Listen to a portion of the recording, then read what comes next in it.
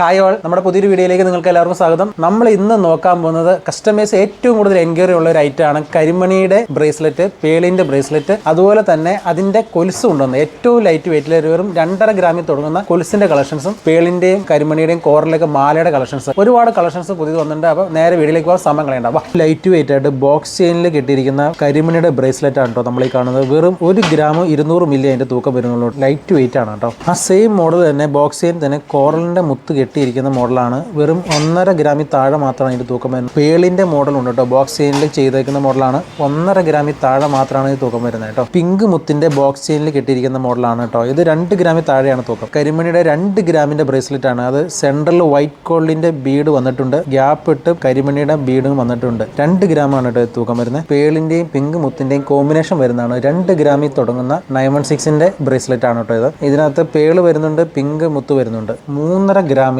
Box ചെയിനിൽ കരിമണിയുടെ കൊലുസാണ്. ഏറ്റവും light വെയിറ്റിൽ വരുന്ന മോഡലാണ് കേട്ടോ. കൂടാതെ നമ്മൾ 3/4 പവനിൽ തുടങ്ങുന്ന പേളിൻ്റെയും പിങ്ക് സ്റ്റോണിൻ്റെയും കരിമണിയുടെയും ഒക്കെ മാലകളും നമുക്ക് അവൈലബിൾ ആണ് കേട്ടോ. 6 ഗ്രാമൊക്കെ വരുന്നുള്ളൂ കേട്ടോ. 6 ഗ്രാം 8 ഗ്രാം. അപ്പോൾ ഈ മോഡലൊക്കെ ആണെങ്കിൽ 1 പവൻ തൂക്കം വരുന്ന നെക്ലേസിൻ്റെ ടൈപ്പ് വരുന്നതാണ് കേട്ടോ. ലോക്കറ്റോടുകൂടി